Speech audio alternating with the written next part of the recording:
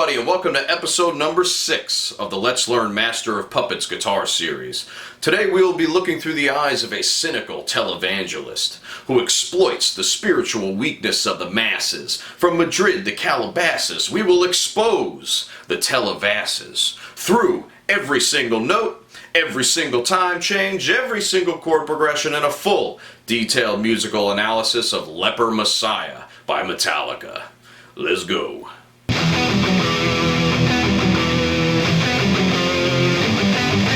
Many fans of Metallica adore Leper Messiah for its heavy-handed riffs, its heavy-handed solos, and of course, its heavy-handed lyrics. The title refers to a lyric found in David Bowie's Ziggy Stardust, which details a bisexual alien rock star who is, quote, like a leper messiah.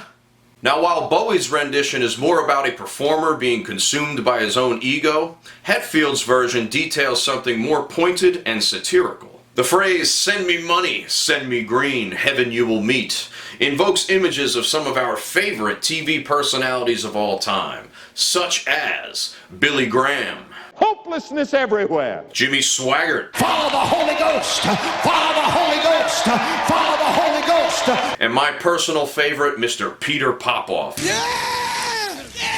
with his golden wallets and miracle spring water. You're sure to get a great seat at the table with that one. Enough of the talk. It is time for us to get into the first riff of the song from Saving Your Soul from the Devil.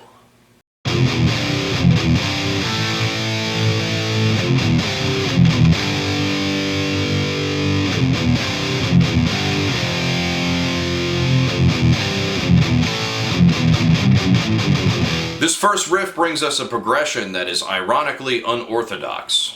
It's split into 4 different parts, so let's check out the first little bit. So we always start out with 2 palm muted power chords from F to E like this. And you want to play the full chord. And then we got to hit this inverted power chord, so that's a perfect 4th interval on the 3rd fret of the E and the A string. That's actually a C chord, believe it or not. So F, E, C, you do that twice, F, E, C, A. Just hit an A power chord, and that begins the very first part of the progression. We continue into the second part of this.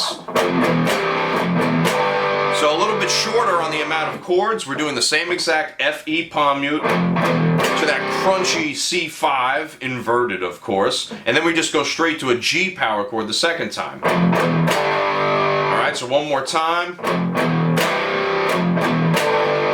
Now those 2 chords, the C over G and the G, sound very similar, so if you're trying to learn this song by ear, you got to be real careful. Put your ear real close to the wall so you can hear the difference between this and this. Alright, so a very subtle difference between the 2, especially with all the distortion. And then we move on to the 3rd part, which basically combines all 3 of those elements. So we have the F to E, C power chord, G going to F. Alright, so now we have pretty much every chord except for the A involved with that one. One more time slow. Palm mute C, palm mute G, F. The progression can be seen as A minor, G, and F. So this particular progression is in the key of A minor, with the A minor being the 1, G being the flat 7, the F being the flat 6. Pretty quintessential. The rhythm is where things get mighty interesting. We start on beat 2, and we know this because Lars starts with a 5 count at the very beginning of the song, which can be heard very, very faintly. Check this out. 1, 2. Now, despite that being a 5 count, the timing is in 4/4, but it's very important to know how long we hold out those chords that we hold out. We start off with this. 1, 2, 3, 4, 1, 2, and 3, 4, and 1, 2, 3, 4, 1, 2. And by that next second beat is where we hit the next set of chords. Okay, so we have 4 beats in between that first one. The next set of chords is counted like this. 1, 2, and 3, 4, and 1, 2, 3, 4, 1. So that time that G chord is played earlier, so therefore we have 5 beats in between now. So it's definitely very helpful to know these numbers. The last one on F is delayed once again, so it's very similar to the first one. It goes like this. 1, 2, and 3, 4, and 1, 2, 3, 4, 1. So it's the same exact deal as that one, 4 beats in between. And now we get to move on to the fourth and final section of this introduction. It starts off with a variation on the first theme that we heard, so F, E, C, F, E, A. But that second time we go straight to the A, and that A is on beat 1 of the next measure. Okay, so you got to remember that. Bum, bum, bum, A. And then we follow it with this sequence of heavy palm muted power chords moving in this sort of roundabout sequence. Check this out.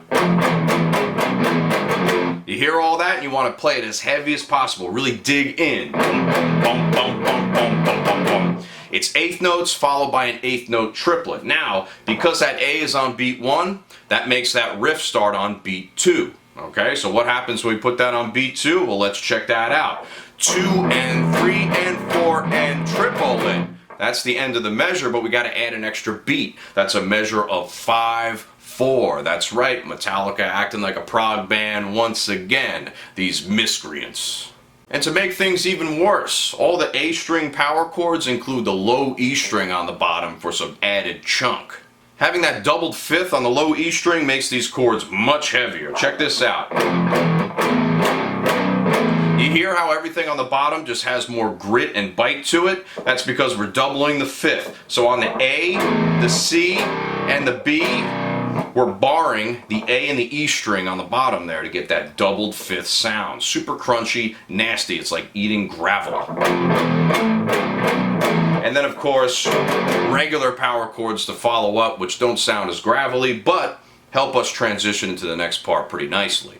And speaking of fifths being on the bottom, of course we can count on Cliff Burton to put those first two chords in second inversion, and then resolving it to root position for the held out ones. Check out this sound.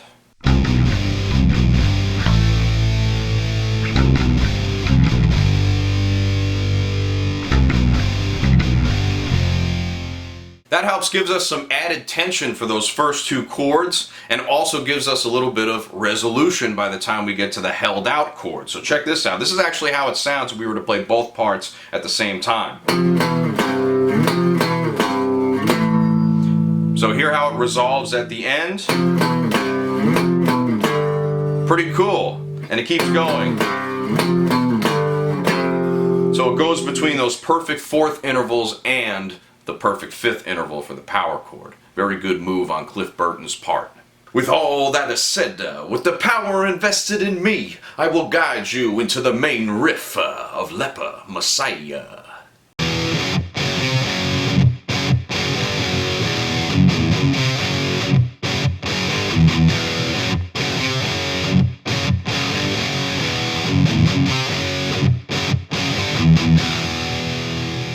The main riff of Leper Messiah is driven entirely by the downbeat, so no syncopation here. So let's go bar by bar with this idea. The most important thing to note is when to mute and when not to mute. Okay, so if you remember those things, this is going to be way better. It's going to sound great.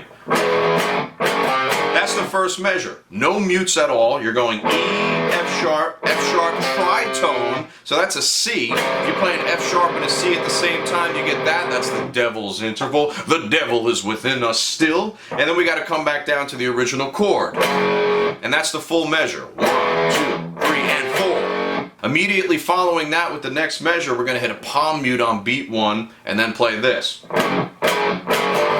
Alright, so one palm mute at the beginning, and that's all it takes to really take the edge onto that first beat. So, 1, 2, 3, and 4, mute, and unmute that. We complexify it a little bit further with the next measure. That time we're actually mixing the two techniques together, so unmuted on the E, and then mute the F sharp, E, F sharp, unmute the tritone, and also unmute that F sharp coming out of that. The last measure of this phrase has another mute, follows the same exact idea as the second measure. We hit the palm mute, and then two mutes on the end there on the E. So, pretty cool sound. All in all, we're like this, unmute, nasty tritone, mute. Oh, mute, mute, mute, unmute, mute, mute, mute. So always want to make sure you're real tight on those eighth notes, especially when you have to mute. That palm mute on beat 1 is a very, very, very bold move for the 2nd and 4th measure because it puts all of the weight onto the strongest beat of the measure and forces you into the flow. It's like a zoom, zoom, zoom. It's forcing you into the flow, forcing you into that vortex that Metallica's created. This riff also reminds me of a bunch of goose-stepping soldiers marching into the battlefield. A slower, more calculated Disposable Heroes, perhaps.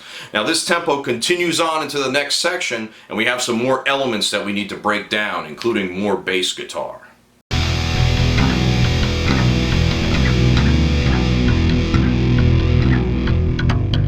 The guitar is simply just playing an E5 power chord like this, just holding it out, while Cliff Burton on the top, or I should say on the bottom, is foreshadowing the verse riff that we're going to hear later. So Cliff is setting the tone for what we were going to hear shortly thereafter. Check this out. Sound familiar? And that's exactly what he plays over the top of that held out E5 power chord. Now you could barely even hear it. I barely heard it. I didn't even know that this was there until I listened to the isolated tracks. And speaking of something else that's been very quiet, our prayers have been way too quiet. We must have a loud cry out to the Lord, a call to the Lord, and a response will indeed be given unto thee.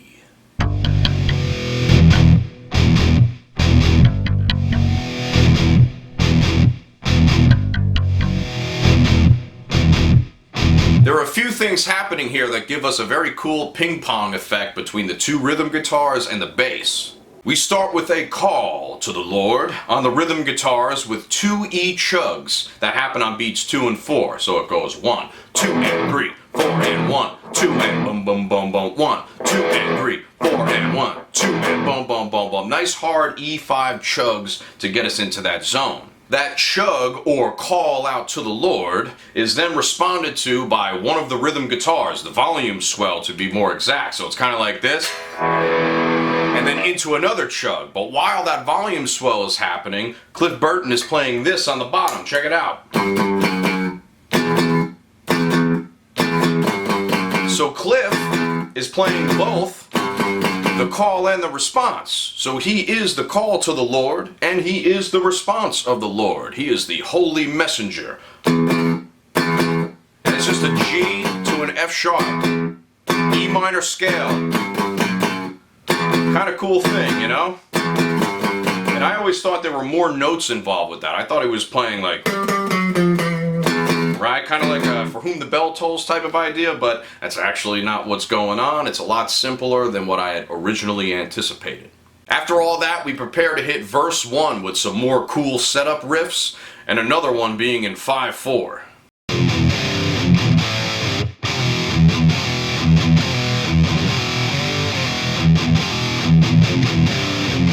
This pre-verse section includes the same chords that start off the song, but with one very glaring difference.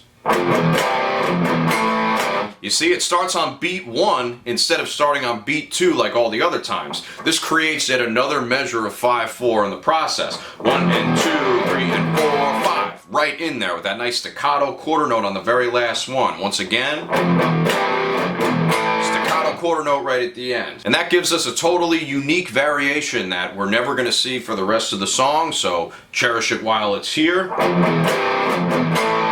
That then progresses onto the actual verse riff, but we're still in the pre-verse because we're just setting up that same exact thing. So check this out real quick. So we're starting off with that grace note idea that Cliff Burton was foreshadowing just before, but we're going to play a full nice power chord right here. In the same fashion as Disposable Heroes, Sanitarium, The Thing That Should Not Be, that perfect 4th interval is here once again. That's the perfect 4th, a nice crunchy version of a power chord instead of playing the regular old thing. So we're doing a grace note from F to E, and then 2 E chugs on the very bottom there. And then we increase the rhythm a little bit afterward to do 2 more E's, and then we go up to the 5th fret right there. So this is F, E, F, E, F, E, F, E, G. And we always want to slide with each of those things, alright? So we're going from 3 to 2 for this one, and then when we hit the 5th fret, we got to slide 4 to 5. Alright, and again, that's a really fast grace note slide. The second time we do that, we do it half the length. Watch this. Sound familiar? We do all the same stuff, but we're combining now both ideas. So the riff that we've been playing since the intro is coming in on the second half, and this new verse riff is in on the first half. Ready? Once again, F-E, F-E, intro. Just like that. And this whole idea is another example of a Phrygian riff. Now a Phrygian is when we have a flat 2 on top of the original key center, which in this case is E. Okay, so we have an F on top of an E, which will sound like the riff part. With that nice pull, that half-step pull from the F to the E, it really drags you down into the abyss, right? Now, what if we play that like this? If I play an E5 power chord with an F on top, it sounds like this. That sounds a little familiar, doesn't it? Let me resolve it for you. Flat 2 to 1. Doesn't that sound familiar? That's right. It's Battery. The first track of the song is coming back to haunt us. I wonder, does Leper Messiah and Battery have some sort of unspoken bond with one another? Is this the original historical account that we need to go for? Were they supposed to be the same song at one point? I'm not entirely sure, but I'm just speculating. But here, let me go back to back. Leper Messiah to Battery. Now, if you change the context a little bit, it sounds almost exactly the same. That's because of the same exact function. So, just something very fun to think about. And guess what? You're never going to hear these two riffs the same way ever again. And you can blame me for it. I'll take the brunt. That all continues to progress into the actual verse riff of the song. So let's check that out.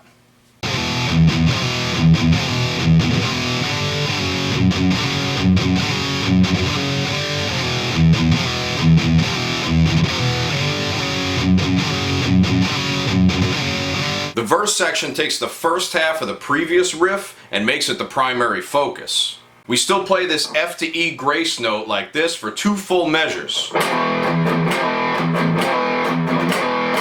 do that same thing, but right after you're done doing that, we have to do a 5-4 slide going into an F sharp this time. So with the pinky, and kind of just do that pattern that way. So it's 5-4, 5-4, 5-4, 5-4, 4-5. So we're basically going G to F sharp. So now it's an F sharp Phrygian, just like the main riff we had before. Ready? Real slow again. Here we go. The verse riff. Then back to 5-4. And then we're back in again. And we continue to do that 4 total times for the length of the verse. At the 3rd time through that riff, things start getting pretty serious in the vocal part. Please, please, knees, knees. And it gets even more serious when you start looking at the bass part. Man, Cliff Burton is just Burtonizing us.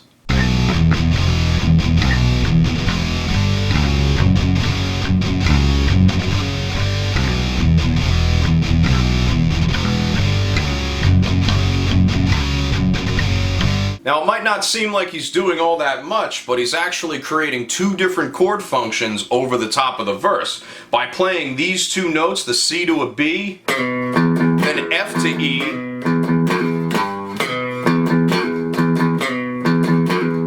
he's creating a second inversion for the first F to E, so that's F over C, and then E over B. And then playing it in root position.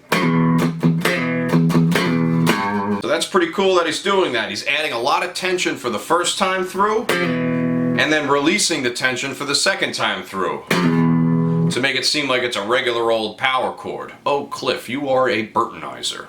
And after the 4th time through the verse riff, I must pontificate to you a warning of a prophecy, which outlines a downward-facing inferno right into the rear end of Satan himself.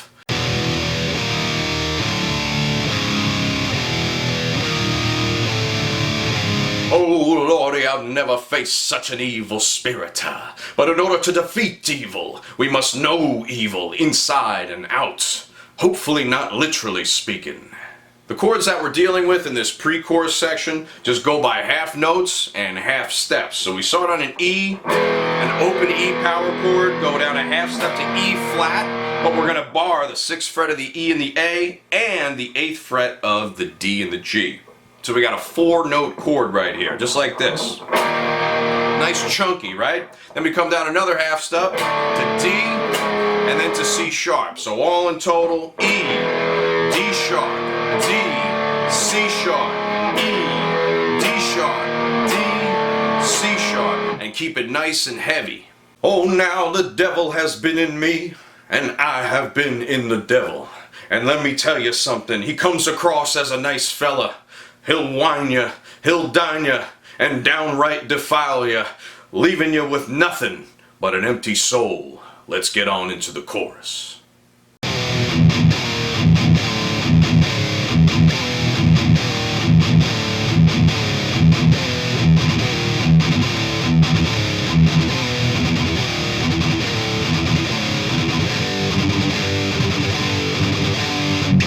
Basically the same chords as the previous bit, but with those grace note rhythms and palm mutes in between. So we're going to start over here, 8th fret and 8th on the E and the A.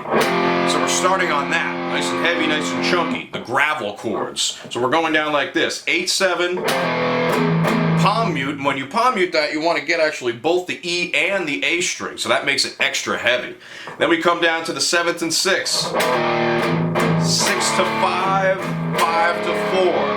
So basically we're outlining F to E, just like the verse part, but we're down on the 8th fret. And then E to E flat or D sharp, then D sharp to D, D to C sharp. Now I'm not going to bother really analyzing this because it's just going down chromatically. It's meant to sound like the devil's butthole is the goal here because we just keep descending downwards this staircase of hell. So we're going to go like this. We're going down the stairs.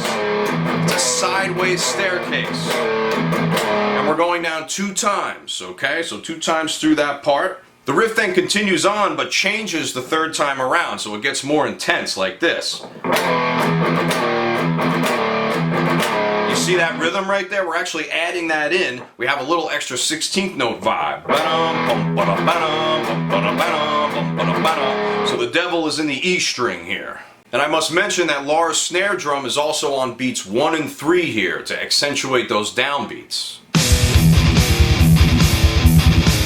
The 4th time around sees yet another change in the rhythm. Now instead of just 2 extra E note chugs on the 16th, we have 4 in between. It goes like this. See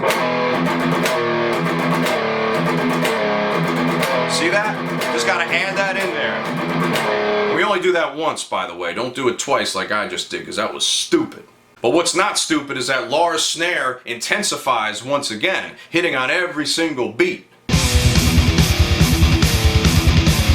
And of course we can't forget the tag at the end of that chorus, which houses the hook of the song. So we're now on a G power chord, pulling off from the low E string note. So we're actually starting on a tritone and pulling into the perfect 5th with the 3 and the 5. So we're on 4-5 going to 3-5, which is basically an A flat tritone going to a G. Same rhythm, just like that, and then a little bit of this going down.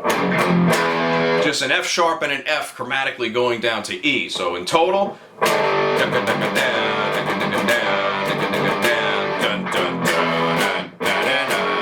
I must mention that this A flat to G is also a Phrygian motion. That's the flatted 2, or the battery interval like I talked about before. This takes a page right out of the Disposable Heroes playbook. Remember the pre-chorus in that song went like this? That's the same pattern. That's the same Phrygian pull-off that we saw in the chorus here. Alright, so let's compare that, Disposable Heroes and Leper Messiah. Same deal, just in 2 different applications. So this shows a lot of consistency throughout this album, Master of Puppets, so far. Very good writing. What also exemplifies good writing is the chorus section that we just heard. It builds up in dynamic and intensity as it goes along. So that's another thing we got to give them props for doing. Lars' snare drum doesn't play as many notes until later on. And then it all builds up into a frenzy until finally you get to the hook of the song, Bow to Leper Messiah, right? So that's how it's done. Listen to the Metallica boys to find out exactly how it's done. After that first chorus, we hit back into that main slow riff like this. But with a little change. Check it out. Right down here.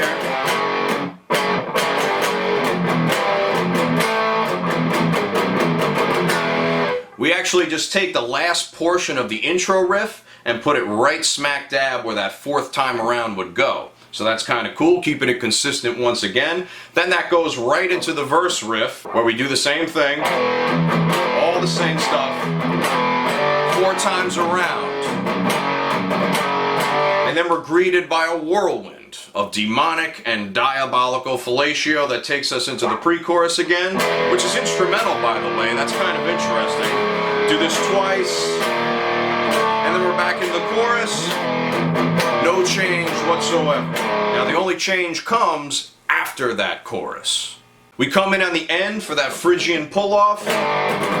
Exactly the same, except we do 3 and 2, the 3rd and the 2nd fret, G and F sharp. Remember the first time it was F sharp and F, the 2nd and the 1st fret? Well, this time it's the 3rd and the 2nd fret. Not exactly sure why they did that slight change, but that itty bitty change is there, so we gotta do it. We go 3-2, right back into the main riff again.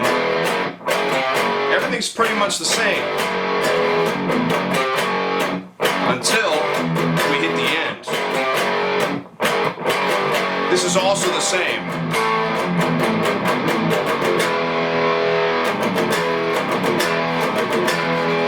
So we just add a little tag on the end there. We play the last part of the intro like this. The triplet bow. And then we tag the triplets on again.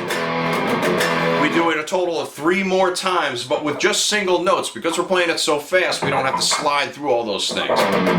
2, 3.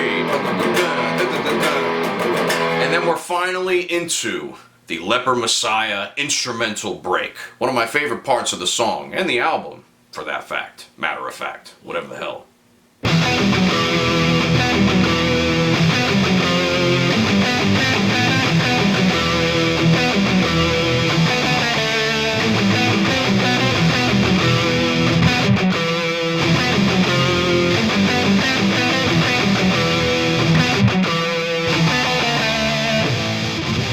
The first main difference here is a big old tempo change, so we're a lot faster, and we have 2 guitars to go over as well. The first guitar we're going to go over is the rhythm guitar, James's part, where it's just held out power chords going through a very specific progression, okay? So I'll play it first and then we'll describe what's going on after the fact. We have E, F, G, A, back to E, 1, 2, 3, D, A, B. Just basically all whole notes and half notes going through that progression. We come back around again to do the same thing, except with some differences. E, that nice rhythm in there, that variation, going right along with Lars Ulrich's frickin' crash cymbal from hell, and choking that chicken just like that. Then we come back and do this again. F, G, A, once again, choking it up. D, and then we hit the big difference in the rhythm guitar here. This is where Kirk joins back in as well, and we go like this. Alright, so take a look at that real quick. That tricky rhythm right there adds some 16th notes in a weird place. It's actually 1 E, 2, and a 3, 4. 1 E, 2, and a 3, 4. But it's not the entire story here. We actually have to delay some of these notes and put them off the metronome grid just a little bit. So check this out. You want to actually delay that second beat. Just like that. And follow the recording and you'll see exactly what I'm talking about. Now, back in my day, we had human beings playing music. We didn't need a mechanized grid in order for something to sound awesome. So for all you youngins out there, listen to the old guys. They knew a lot, surprisingly enough. You don't need AI to create music. Now let's analyze those chords real quick. So we're starting on an E and going to an F, G, A. Now, that's not an E minor progression at all. Now, in fact, what we're going to say this is an E Phrygian progression. Now, E Phrygian comes from the scale of A minor, okay? Or it's the 3rd scale degree of C major. C major and A minor are exactly the same, so I'm not going to really describe too much of that here. But we're coming in the key of A minor, basically, and we have E, which is really the 1 chord. I'm going to call it the 1 chord. And then the F is going to be the flat 2. And then G is flat 3, and A is the 4 chord. Okay, so 1, flat 2, flat 3, 4. Then we come in and we do play an E minor progression. So we're actually doing a little bit of mode mixture here. The first chord progression is derived from A minor, or E Phrygian, and the second is E minor proper, like this. That's 1, flat 7 on the D, and then 4, 5 going on the A and the B.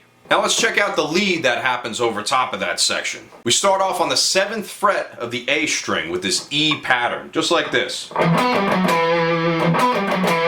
you want to play that twice. Now we're starting at the 7th fret of the A, but we're accenting the 9th fret of the D. So everything else is palm muted except for basically the 2nd and the final notes. 1 and 2 and 3, 1 and 2 and 3. So hear those accents, and you want to make sure you do that just right. Now that's all within the E minor scale. We have the root, the 5th, the flatted 3rd, the 2nd, and going back to the root. 1, 5, 3, 2, 1. Pretty basic. Now, what happens after that, once we hit the chord change, we compensate because we're hitting an F chord, right? An F sharp can't go on top of an F. It's going to sound like crap. Duty butt. You don't want to do that. So the second pattern goes like this.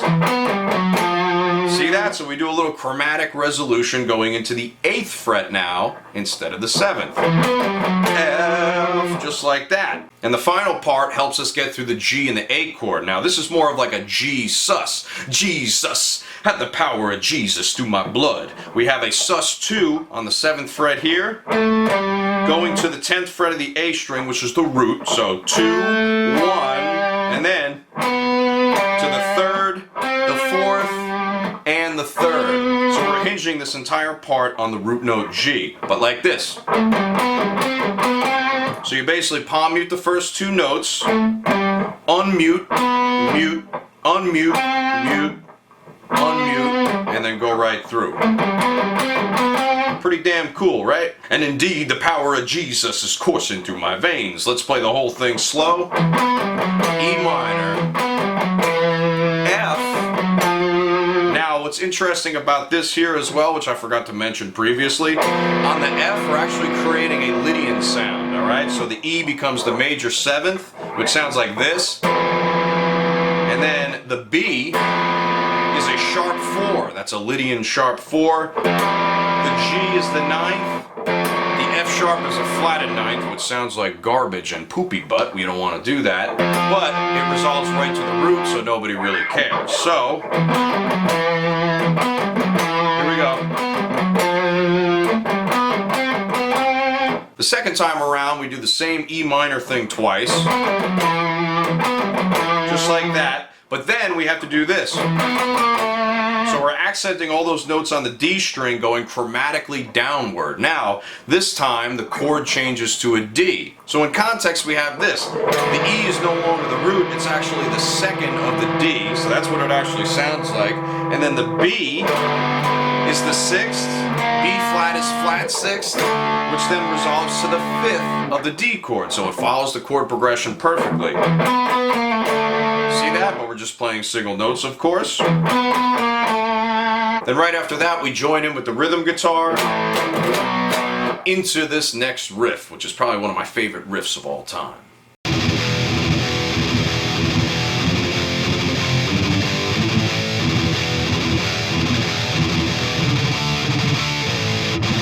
The chords for this section remain completely unchanged from the previous section, but it's rhythmically very different. This one just thrashes around a little bit more. We have 1 and a 2, 3 and a 4, 1 and a 2, 3 and a 4, 1 and a 2, 3 and a 4, 1 and a 2, 3 and a 4. Same rhythm the entire time. And then our familiar ending there, of course, and that's going to happen every single time until the very end here. Not too much to say other than this is great writing on the part of the band. Keep the part the same, change the feel a little bit. What else do you need? That whole part goes around once again for a mini verse section, and then we finally get into the solo section, which has the same exact chords, but we change the feel once again. The solo section introduces a gallop feel, which I will demonstrate right now. It's basically taking that 16th note and removing one of them from the middle one, namely the second. So basically we're going to go 1 and a 2 and a 3 and a 4 and a 1 and a 2 and a 3 and a 4 and a 1 and a 2 and a 3 and a 4 and a 1 and a 2 and a 3 and a 4 and a 2 and a 3 and a 1 and a 2 and a 3 and a 4 and a D and a 2 and a 3 and a 4. Same part as always on that ending. It's like riding your horse through the train yard at Wounded Knee. I don't know what the hell that means, but that's what it is. Or like playing Barracuda, but we're changing the chords a little bit differently, right? I just like playing this part, honestly. Cool. Let's move on to the actual solo of the song, okay? Which is on top of that rhythm that we just heard. So, check this out, enjoy the solo, and I'll meet you on the other side.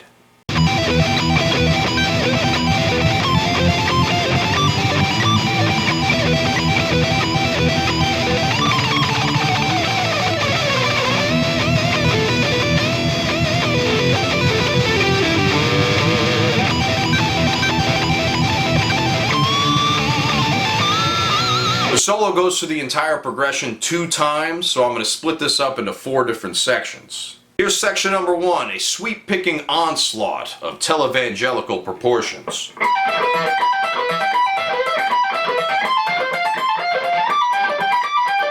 So like I just said, we have some sweep picking that we have to go over. So let's take a look at the technique we're going to be utilizing. We start over on the 19th fret of the high E, pulling off to the 15th with a downstroke.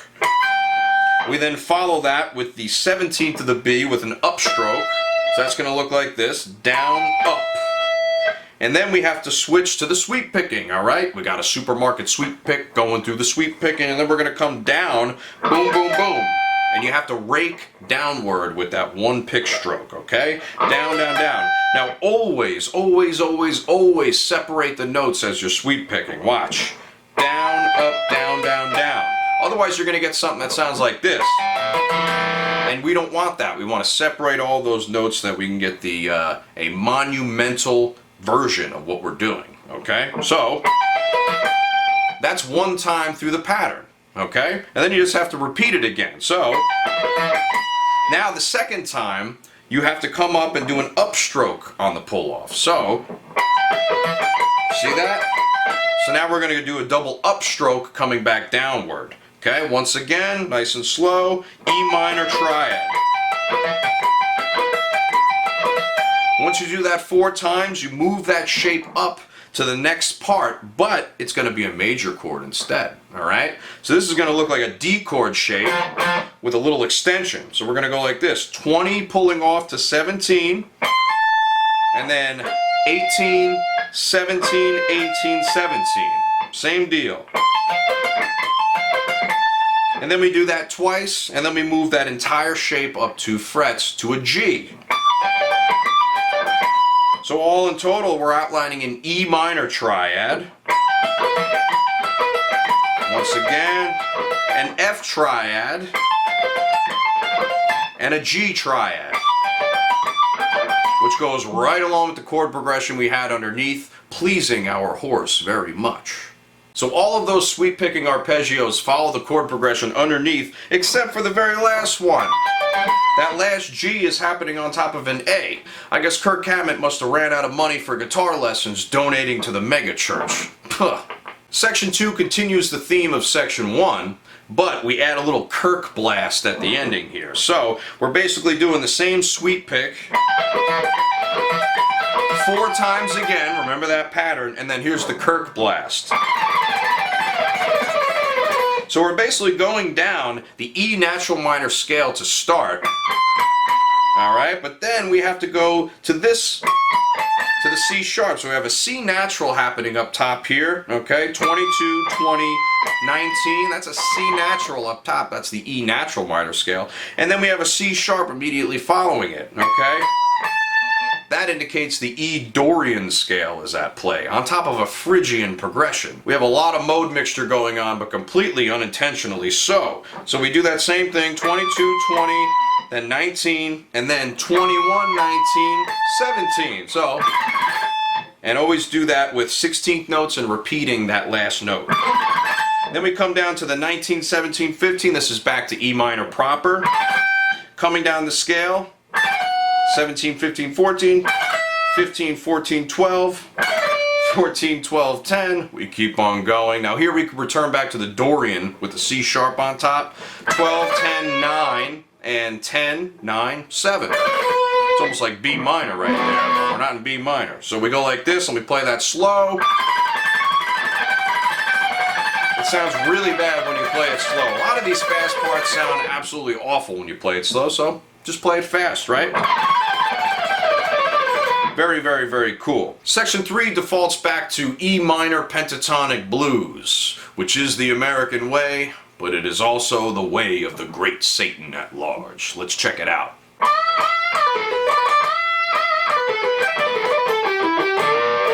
So right in the 12th fret range and the 15th fret range, just like we're used to seeing with the E minor pentatonic scale, right? Nothing crazy here. Now we start by bending at the 15th fret of the B string like this, 2 bends, and then pulling off from 15 to 12, grabbing the 14th fret of the G just out of that, and then hit the 12th and then do a quick pull off, and then double bend out of that. So in total, it's kind of like a double bend sandwich. Double bend, boom, just like that. Then we're going to do a pull off out of that again, grabbing the 14th fret on the way down, coming back up to the 12th on the B, and then we have this long run from the top here. So we're coming up to this high G on the E string, all the way down to the 14th fret of the G. And then we come back up until we hit back to the 15th fret of the B. And then once we hit that 14th fret again, we slow down the rhythm, coming down these last few notes. Alright? And then the final part is just a double stop bend coming up here, 14th fret of the G and the 15th fret of the B. Now we have to bend only the 14th fret of the G, and I'm going to use my middle finger to do that. Make sure you get a finger behind it to have enough force. You're going to do this. Just like that. This is like the Nothing Else Matters solo, but it's happening in 1986, so I feel a little strange playing it here. But yeah, it's just 2 of those with a nice amount of vibrato coming off of that. Let me play this whole thing slow.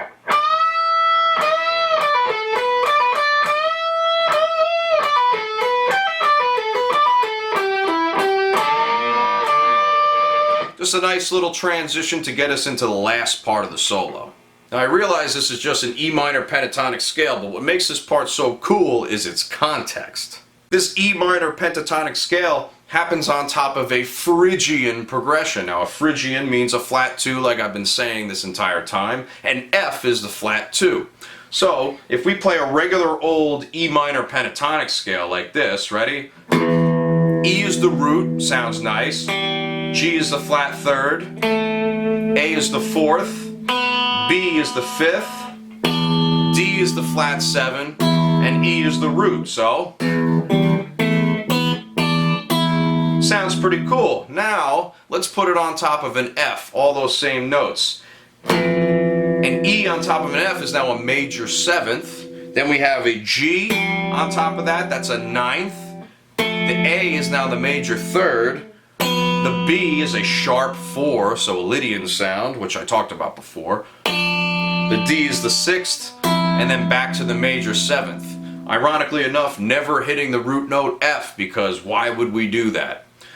Who knew that we would be getting so jazzy? I never thought I'd see an F major 13 with a sharp 11 in a Metallica song. Kirk is just full of surprises here. Now let's get on to the final section of the guitar solo.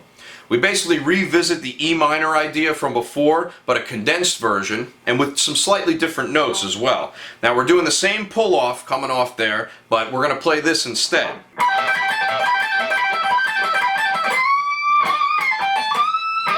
Some nice bends at the end there. We're basically doing that same E minor arpeggio pattern. We're starting at the 19th fret, pulling off once again to the 15th fret like this. Now what we have to do here is we need to do a downstroke this time on the B string. Remember before we did an upstroke because we were doing sweep picking, but here we're doing it down. So double down, pull off, down, and then up. So down, down, up. Okay? Then we do a double down once again. Down, down, down, up. Alright, so we're pretty much doing double down, down, up. Down, down, up, down, down, down, up, down, down, down, up. Or down, down, up, down, down, down, up, down, down, down, up, down, down, up, down, down, down, up, down, down, down, up. It's almost like one of those auction house guys, right? Down, down, up, down, down, down, up, down, down, down, up, down, down, down, down, down, better, better, better. It's like we're winning all the best prizes at the auction house. We can't help it because we're Kirk Hammett and we're cool as hell. Boom. Very cool. And then right after that, we got to hit into these big nasty bends. So that's basically on the 20th fret, bending up to the 22nd. In that rhythm, and then a little pull off like this. This is almost an A minor pattern here. Doesn't really fit, but I guess it does fit because it sounds pretty good, but it's not in the key. Well, it is in the key, but not really. It's more of an A minor pentatonic rather than E minor, but we'll just let that slide for now. It just sounds good, right? Then we go down here, and then bam, big old 22nd fret bend up to that E, the high E note for the peak of that solo. So let me just get that slow for you.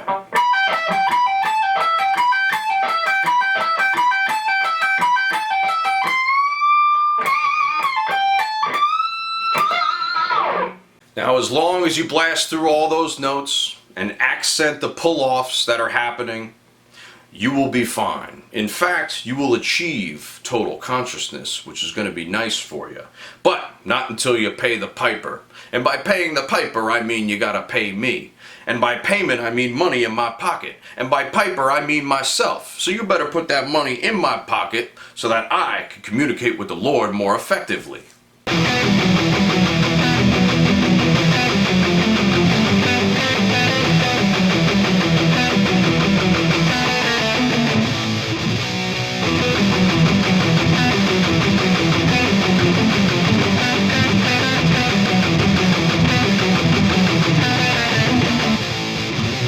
That section comes back to the melodic idea we heard before the guitar solo, just with some different rhythmic accents happening. This rehash is characterized by eighth notes being played, well, as eighth notes, with some very specific accents in there. Here, let me show you.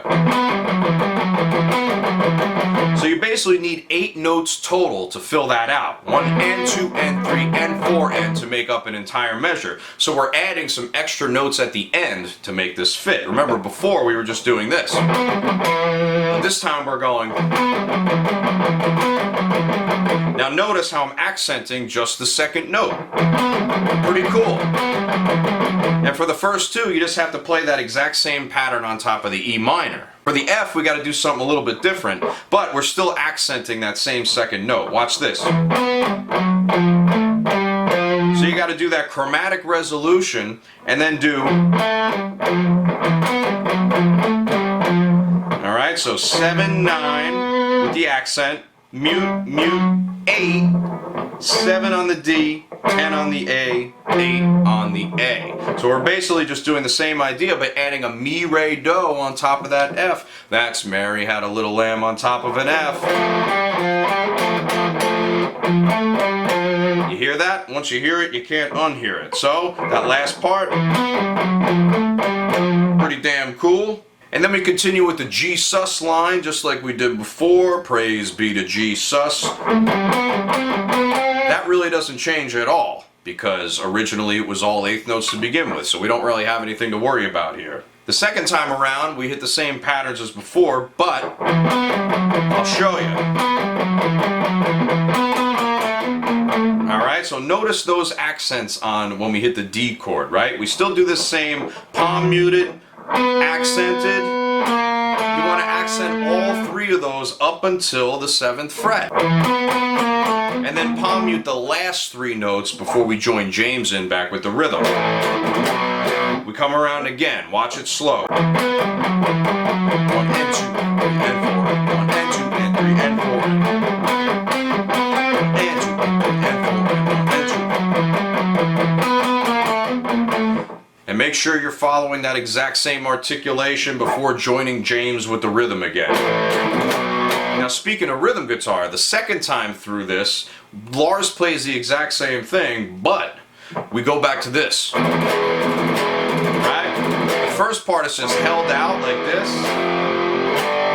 But the second time we go back to that cool rhythm with the 16ths. That thrashy one. So just remember that, and if you're playing the rhythm guitar, just make sure you do that. After that final pass through the melodic section, we hit this little chord progression that acts as a transition into the final part of the bridge. Check this out.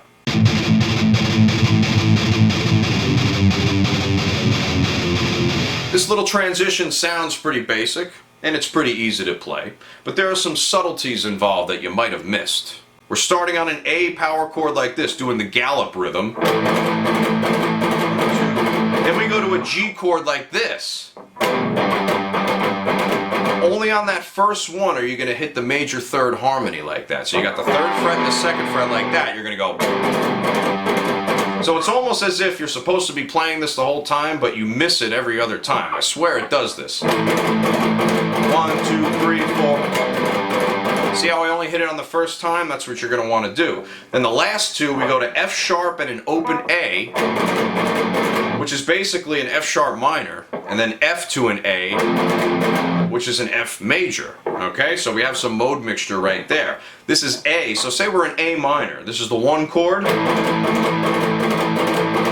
flat 7 with the accidental, F sharp minor, which is basically the 6th chord. So if you're in the key of A major, that would be the minor 6th chord. So we're mode mixing right here. Pretty damn cool. And then the F is the flatted 6. And that leads us right into a rehash of that demonic pre-chorus section from before.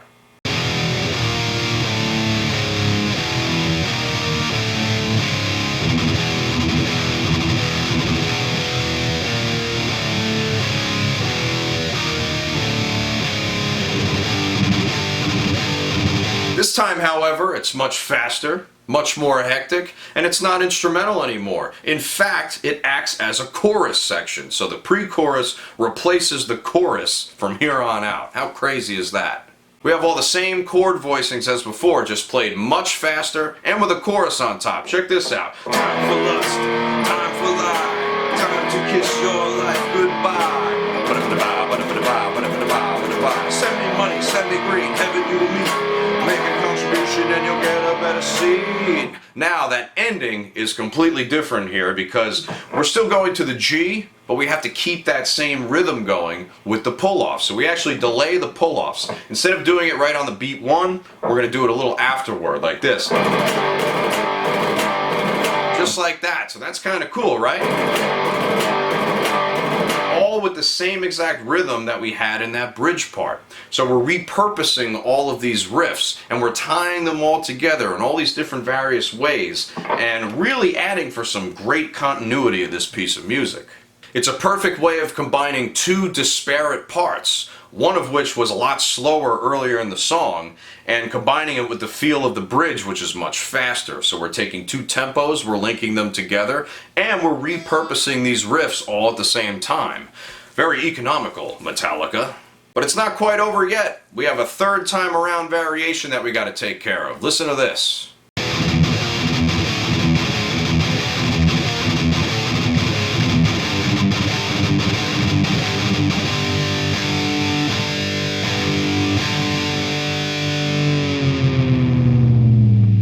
We rehash this idea yet again, but we infuse it with the gallop rhythm that we had before. Check this out.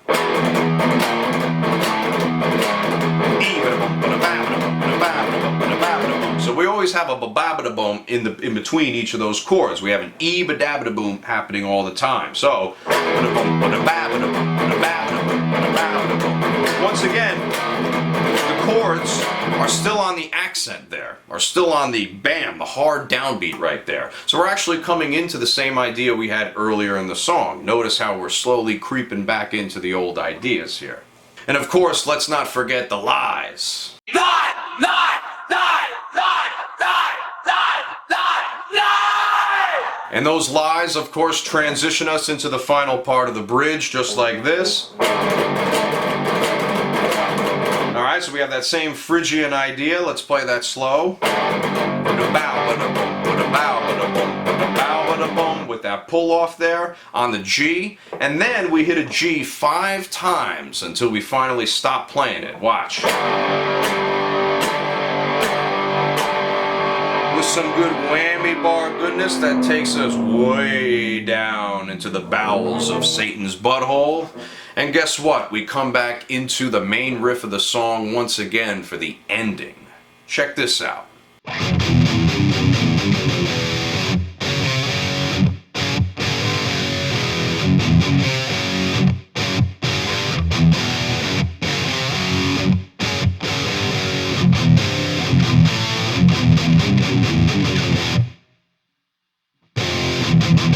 The only thing to go over here is the timing coming in and the timing going out. Take a listen to this drum fill that leads us back in. 4 beats of that fill, and then this riff. Sound familiar? That's because it should be, except this time it's a lot slower. We also come back into the main riff, which is also much slower, just like this. Deliberately slow.